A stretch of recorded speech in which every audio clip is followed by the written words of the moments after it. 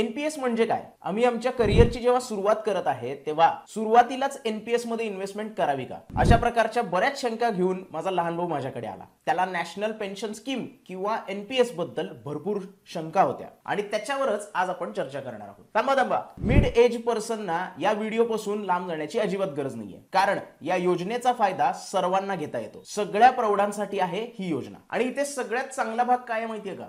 तुम्ही खाजगी कर्मचारी असाल किंवा सरकारी कर्मचारी असाल किंवा असंघटित कर्मचारी असाल, आर्म फोर्स सेक्टर सोडलं तर एनपीएस मध्ये कुणीही इन्व्हेस्टमेंट करू शकतो. आणि म्हणूनच एनपीएस चे डिटेल्स जाणून घेण्यासाठी किंवा ही योजना काय आहे, कशा पद्धतीने तुम्ही इथे इन्व्हेस्टमेंट करू शकता हे जाणून घेण्यासाठी हा व्हिडिओ शेवटपर्यंत बघा. तसेच या व्हिडिओला शेअर करा, लाईक करा आणि ग्रो मराठी चॅनल अजून सबस्क्राईब केलं नसेल तर लवकरात लवकर सबस्क्राईब करा.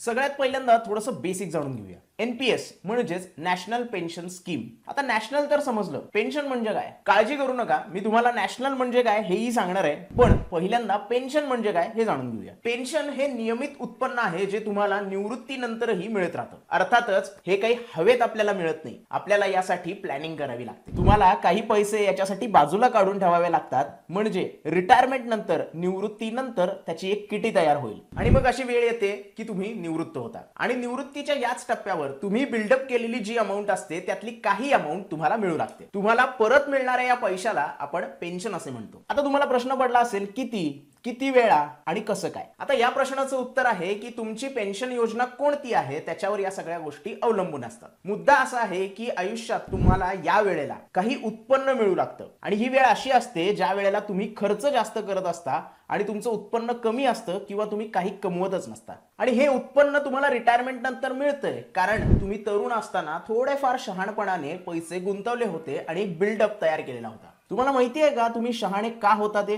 कारण तुम्हाला काही बेसिक गोष्टी माहिती होत्या. त्यातली एक म्हणजे जो हुशार इन्व्हेस्टर असतो तो आपली इन्व्हेस्टमेंट खूप लवकर सुरू करतो. दुसरं म्हणजे नियमितपणे इन्व्हेस्टमेंट करत असतो, त्याच्यामध्ये कन्सिस्टन्सी असते. आणि नंतरचं महत्वाचं म्हणजे रिटायरमेंट होईपर्यंत तो त्या पैशाला हात देखील लावत नाही. आता तुम्ही म्हणाल की का? That is the power of compounding. तुम्ही तुमच्या विषयीमध्ये इन्व्हेस्टमेंट कशा पद्धतीने करायला पाहिजे याच्यावरचा एक व्हिडिओ ऑलरेडी आम्ही बनवलेला आहे. तो व्हिडिओ तुम्ही डिस्क्रिप्शन मध्ये बघू शकता किंवा आय बटनवर त्याची लिंक तुम्हाला मिळून जाईल. आता सगळ्यात महत्त्वाचा प्रश्न म्हणजे व्हॉट इज एनपीएस? आता नॅशनल पेन्शन स्कीम ही अशीच एक पेन्शन स्कीम आहे जी सरकारकडून चालवली जाते आणि इथे मेन जो वर्ड आहे तो आहे नॅशनल. पीएफआरडीए नावाच्या सरकारी संस्थेद्वारे या सगळ्याचं नियमन केलं जातं. याचा थोडासा इतिहास बघायचा झाला तर एनपीएस 2004 मध्ये मार्केट लिंक स्कीम म्हणून लॉन्च करण्यात आलेला होता. मित्रांनो, आपण लवकरच मार्केट लिंक काय आहे या पैलूवर नजर टाकणारच आहोत, पण आत्तासाठी तुम्हाला हे लक्षात घेणं महत्वाचं आहे की डिफरंट ऍसेट मध्ये तुम्ही जी इन्व्हेस्टमेंट करता त्यातून आपल्याला रिटर्न तर जनरेट होतो, पण हा रिटर्न फिक्स नसतो किंवा गॅरंटीड नसतो. पण एनपीएसचा विचार केला तर ते तुलनेने अधिक सुरक्षित आहे, कारण तुमचा कष्टाचा पैसा कुठे गुंतवला जातोय याबद्दल सरकार कठोर आहे आणि ही यंत्रणाच अशी आहे की कुणी तुमचा पैसा घेऊन पळूनच जाऊ शकत नाही. बेसिकली ही योजना काय करते? रिस्क आणि रिटर्न जे आहेत ते व्यवस्थितपणे बॅलन्स करण्याचा प्रयत्न करते. आता एनपीएस 18 ते 65 वयाच्या कोणत्याही भारतीय नागरिकासाठी उपलब्ध आहे. तुम्ही फक्त अकाउंट ओपन करायचं आहे आणि तुमची इन्व्हेस्टमेंट सुरू करायची आहे. बरं, अकाउंट कसं ओपन करायचं, किती इन्व्हेस्टमेंट करायची याबद्दलची पण माहिती मिळणार आहे, फक्त ती थोडीशी नंतर देणार आहे. आधी एनपीएस बद्दल थोडंसं जाणून घेऊया. तुम्ही स्वतंत्रपणे या योजनेचं सदस्यत्व घेऊ शकता किंवा तुम्ही ज्या कंपनीमध्ये काम करताय ती कंपनी ही तुम्हाला एक पगारातला तुमचा भाग म्हणून यासाठी इन्व्हेस्टमेंट करण्याचा ऑप्शन देऊ शकते. तुम्ही कोणत्याही मार्गाने जाऊ शकता. अगदी पगारदार कर्मचारी देखील पगाराच्या योगदाना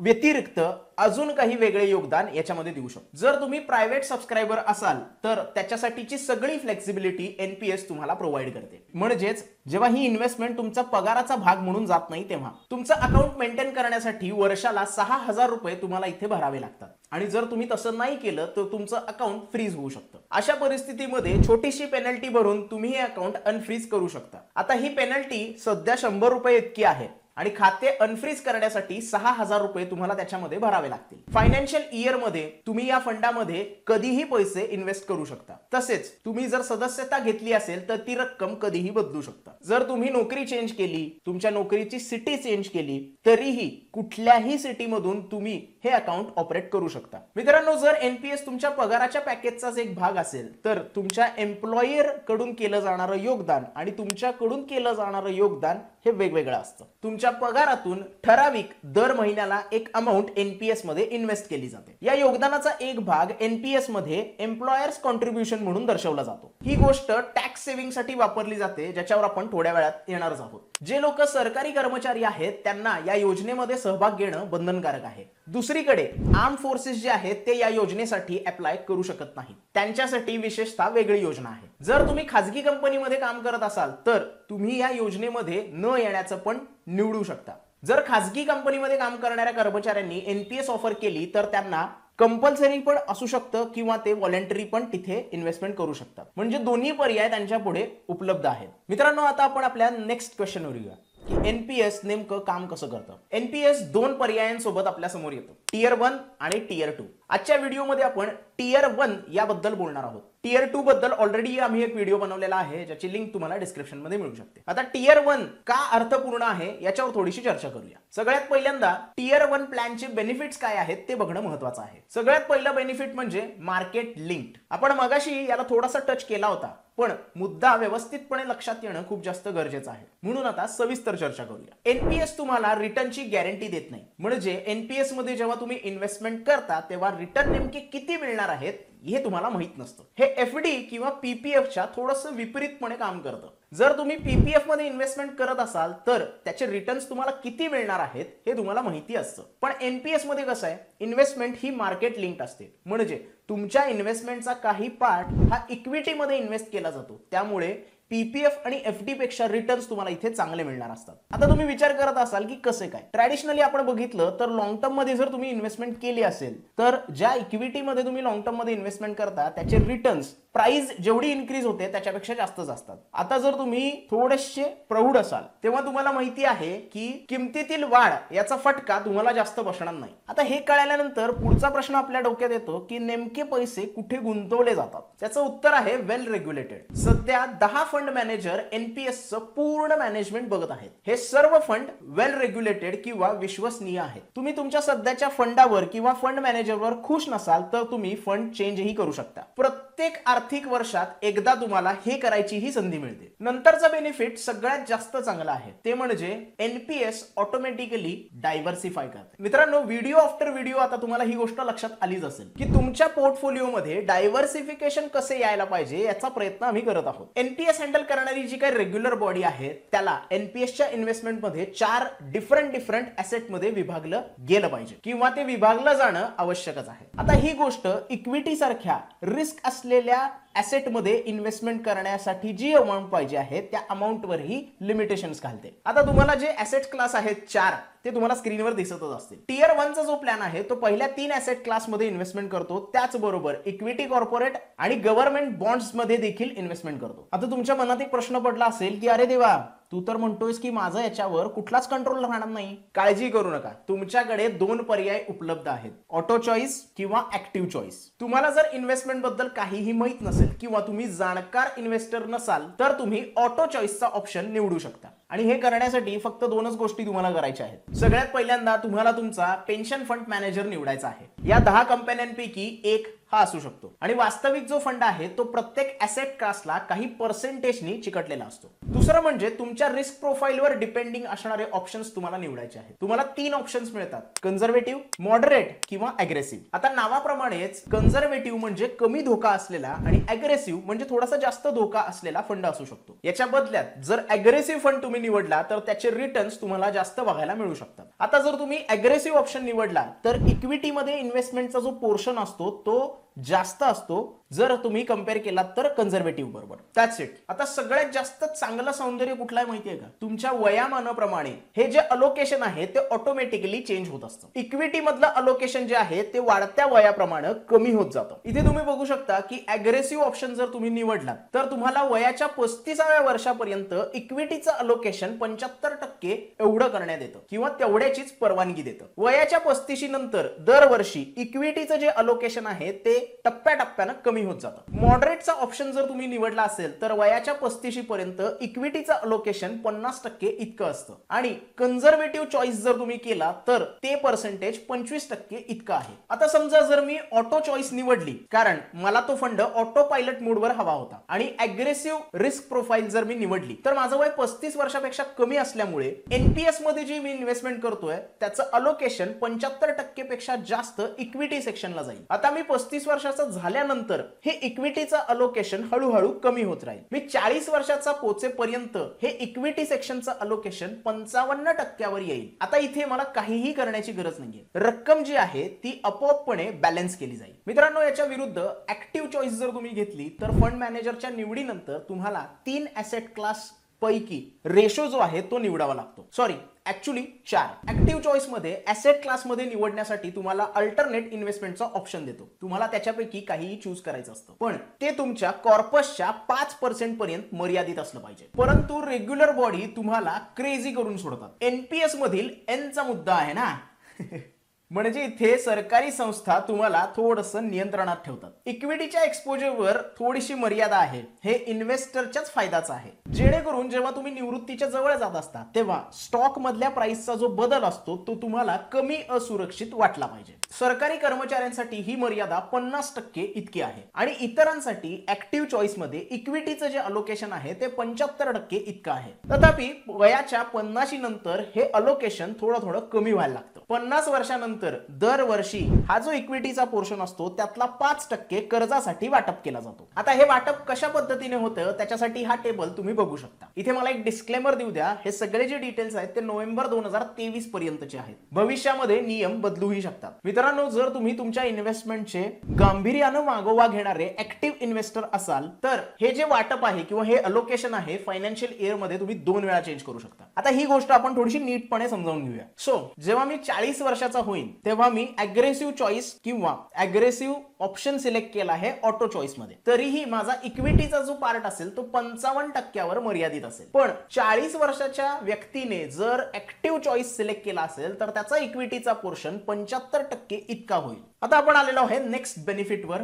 ते म्हणजे टॅक्स फ्रेंडली. एनपीएस हे वेगवेगळ्या प्रकारच्या टॅक्स बेनिफिट सह येते. आता हे फायदे समजून घेण्यासाठी एनपीएस मध्ये गुंतवणूक करण्याचे मार्ग आपल्याला पहिल्यांदा बघितले पाहिजेत. तुम्हाला आठवते का मी सुरुवातीला सांगितलं होतं की तुम्ही स्वतःहून चॉईस करू शकता किंवा तुमच्या पगारातून हे योगदान होऊ शकतं. समजा जर तुमच्या कंपनीने तुम्हाला पगारामध्येच एनपीएस ऍड करून दिले असेल तर त्याच्यावर तुम्हाला टॅक्स जास्त भरावा लागेल. सगळ्यात पहिल्यांदा आपण इंडिव्हिज्युअल सबस्क्रायबर साठी टॅक्स बेनिफिट काय आहेत त्याच्यावर नजर टाकूया. तुम्ही तुमची एनपीएस ची इन्व्हेस्टमेंट स्वतःहून सुरू करू शकता. याच्यासाठी तुम्हाला तुमच्या एम्प्लॉयरवर डिपेंड राहण्याची गरज नाहीये. हे होऊ शकते कारण तुमची सॅलराइड इन्कम नाहीये किंवा तुमची कंपनी एनपीएस चे ऑफर्स करत नाहीये तुम्हाला किंवा तुम्हाला अतिरिक्त अधिक सॅलरीचा एनपीएस घटक ठेवायचा आहे. जर तुम्ही अशी व्यक्ती असाल तर तुम्ही 1.5 लाख पर्यंतचे टॅक्स बेनिफिट क्लेम करू शकता. याचा अर्थ असा आहे की एनपीएस मध्ये जी इन्व्हेस्टमेंट तुम्ही करता ती यूज करून तुम्ही तुमचे टॅक्सेबल इन्कम 1.5 लाखापर्यंत कमी करू शकता. मित्रांनो, इथे एक इशारा आहे.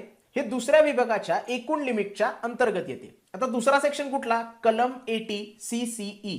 म्हणजे तुम्ही या कलमा अंतर्गत अजून काही टॅक्स बेनिफिट क्लेम करत असाल जसं की तुमचं इन्शुरन्स प्रीमियम, शिक्षण खर्च, या सगळ्याचं टोटल डिडक्शन 1.5 लाख रुपये प्रतिवर्ष इतकं असतं. आता हे सगळं ऐकल्यानंतर उदास होऊ नका. या व्यतिरिक्त एनपीएस मध्ये इन्व्हेस्टमेंट करणाऱ्या लोकांसाठी एक अतिरिक्त फायदा देखील आहे. तुम्ही 50,000 रुपयाचा अतिरिक्त फायदा मिळवू शकता तुमच्या 1.5 लाखाच्या क्लेमवर. लोक आपल्या पगारापेक्षा जास्त एनपीएस मध्ये का जोडतात त्याचं हे एक कारण आहे. पगारदार लोकांसाठी एनपीएस चे जे काही डिडक्शन आहे ते त्यांच्या एम्प्लॉयर कडून सेपरेटली केलं जाऊ शकतं. ही अमाऊंट तुम्ही छोटी करू शकता. सॅलरीच्या 10%. सरकारी कर्मचाऱ्यांसाठी हे पर्सेंटेज 14% इतके आहेत. आणि दुसरं म्हणजे 7.5 लाख रुपये. वाव, हे जरा जास्तच आहेत नाही. याचा अर्थ असा आहे की तुमचा जर एम्प्लॉयर तुम्हाला एनपीएस चा ऑफर करत असेल तर तुमच्याकडे टॅक्स वाचवण्याची खूप मोठी संधी आहे. आता एम्प्लॉई जे कॉन्ट्रीब्युशन करतात त्याच्यावर टॅक्स बेनिफिट कसे मिळते ते एकदा बघून घेऊया. आता या सगळ्या गोष्टी या उदाहरणासह पाहूया. समजा की माझा पगार 6 लाख रुपये प्रतिवर्ष इतका आहे. आता मी सरकारी कर्मचारी नसल्यामुळे माझ्या पगारातून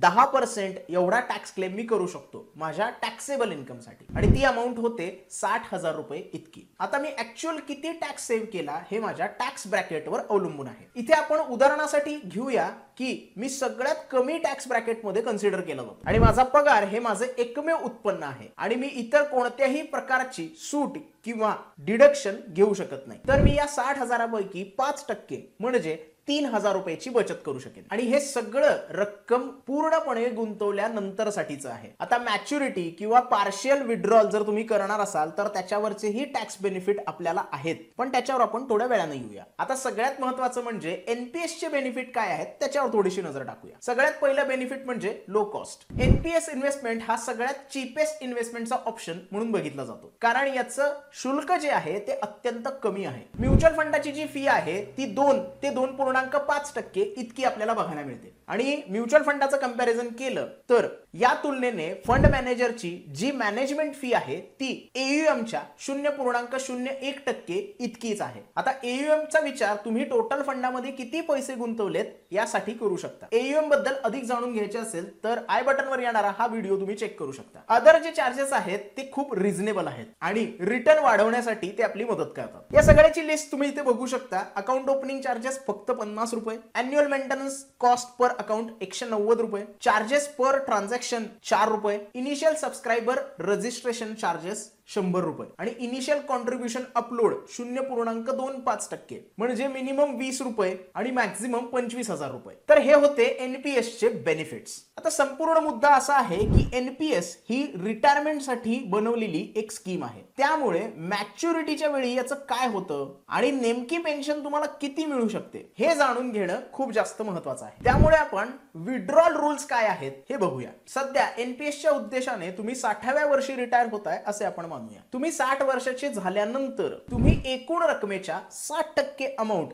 मॅच्युरिटी पिरियड नंतर काढून घेऊ शकता, तीही एक रकमी. पण जर तुमचा एकूण जो फंड आहे तो 5 लाखापेक्षा कमी असेल तर तुम्ही संपूर्ण रक्कम काढून घेऊ शकता. मित्रांनो, तुम्ही 60 वर्षाचे झाल्यानंतर जर एक्झिट इनिशिएट नाही केलं किंवा ती विनंती जी आहे ती नाही केली तर ही योजना 75 वर्षापर्यंत बेसिकली सुरू राहू शकते आणि जे काही नियम आहेत ते 60 वर्षापर्यंतचे जे नियम आहेत तेच 75 वर्षापर्यंत लागू राहू शकतात. हा, आता 75 वर्षांनंतरचे काही नियम आहेत त्याच्याबद्दल अजून काहीही माहिती नाहीये. आता मॅच्युरिटी नंतर अमाऊंट जी विड्रॉल करायची आहे त्याचं एक एक्झाम्पल बघूया. समजा तुमची संपूर्ण एकूण जी जमावट आहे ती 4.5 लाख रुपये असेल तर ती तुम्ही पूर्णपणे काढून घेऊ शकता. पण जर हीच अमाऊंट 10 लाख रुपये असेल त्यातलं 60% म्हणजे 6 लाख रुपये तुम्ही काढून घेऊ शकता. आता तुम्हाला विचार पडला असेल की 6 लाख रुपये जर काढून घेतले तर उर्वरित 4 लाख रुपयांचं काय होईल. तुम्हाला त्या रकमेसह अॅन्युटी प्लॅन खरेदी करावा लागेल. अॅन्युटी हा तुमच्या आणि तुमच्या इन्शुरन्स कंपनी मधला एक करार असतो. तुम्ही कंपनीला 4 लाख रुपये देता आणि ते लगेचच किंवा भविष्यात त्याचं पेमेंट तुम्हाला करतात. वेगवेगळ्या योजनांनुसार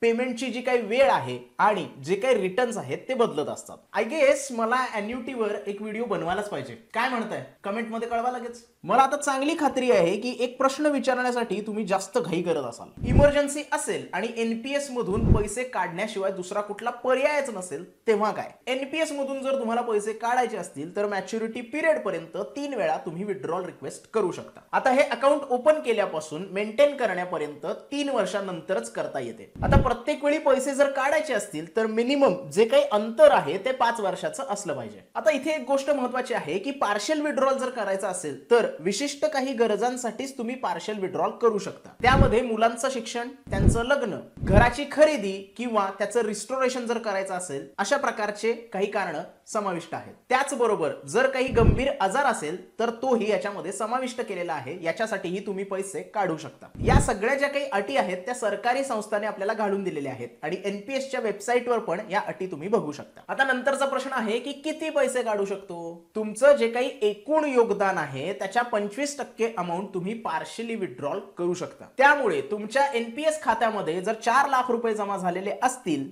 तर त्यातले 1 लाख रुपये फक्त तुम्ही काढू शकता. सुपरेस्ट इमर्जन्सी जर असेल तर काय, सर्वात जर वाईट परिस्थिती असेल आणि जर तुम्हाला अकाली बाहेर पडायचं असेल तर तेही पर्याय तुम्हाला इथे उपलब्ध आहे. पण हे खाते ओपन केल्यानंतर आणि ते व्यवस्थितपणे मेंटेन केल्यानंतर 5 वर्षाच्या कालावधीनंतरच तुम्हाला हे करता येईल. आणि इथेही जर तुमचा कॉर्पस 2.5 लाखापेक्षा कमी असेल तर कस्टमरला पूर्णपणे रक्कम काढून घेण्याची परवानगी दिलेली आहे. जर तुमचा कॉर्पस 2.5 लाखापेक्षा जास्त असेल तर एका वेळेला 20% पेक्षा जास्त अमाऊंट तुम्ही काढू शकत नाही. अॅन्युटी खरेदी करण्यासाठी जमा झालेल्या रकमेपैकी किमान 80% रकमेचा वापर करावा लागतो. मग ते पैसे फक्त नियमित मासिक पेन्शन म्हणून काढता येतील आणि तेही तुम्ही 60 वर्षाचे झाल्यानंतर. त्यामुळे एनपीएस मध्ये 5 वर्षानंतर जर माझ्याकडे 5 लाख रुपये जमा झालेले असतील आणि मला ते वेळेपूर्वी बाहेर काढायचे असतील तर 4 लाख रुपये मला अॅन्युटी प्लॅन मध्ये घालावे लागतील आणि 1 लाख रुपयेच एक रकमी मी काढू शकतो. त्यामुळे मुळातच या योजनेचं उद्दिष्ट असं दिसतंय की तुम्ही सेवानिवृत्तीच्या आधी यातले पैसे काढूच शकत नाही किंवा ते काढणं खूप जास्त अवघड केलेलं आहे. आता मला सांगा,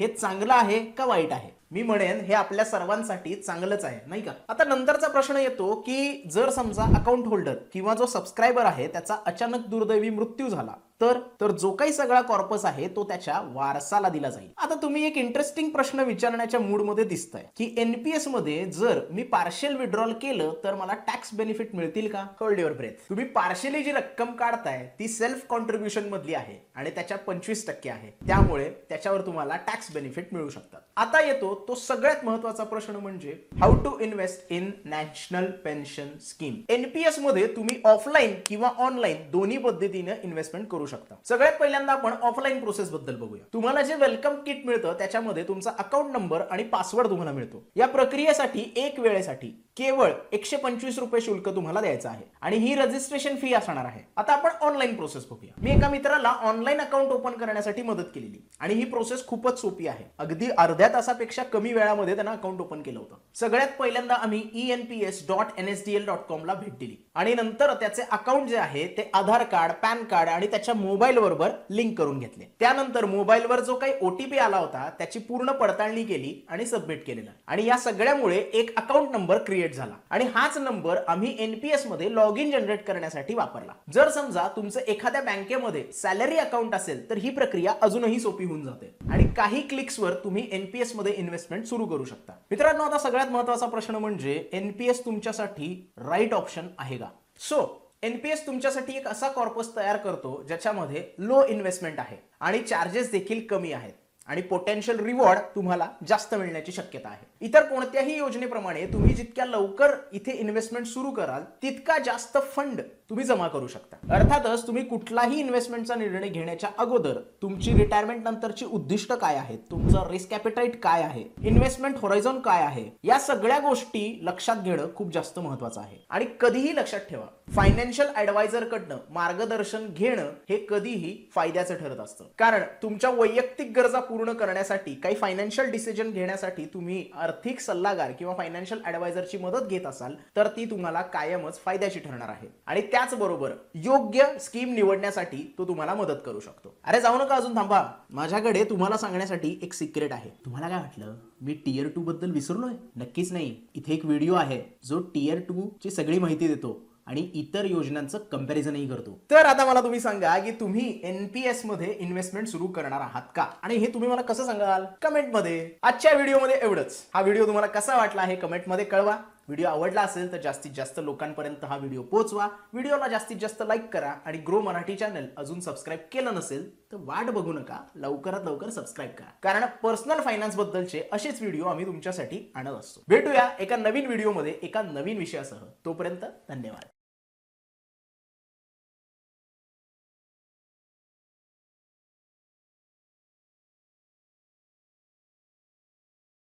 Investment in securities market are subject to market risks. Read all the related documents carefully before investing. Please read the risk disclosure documents carefully before investing in equity shares, derivatives, mutual fund, and or other instruments traded on the stock exchanges.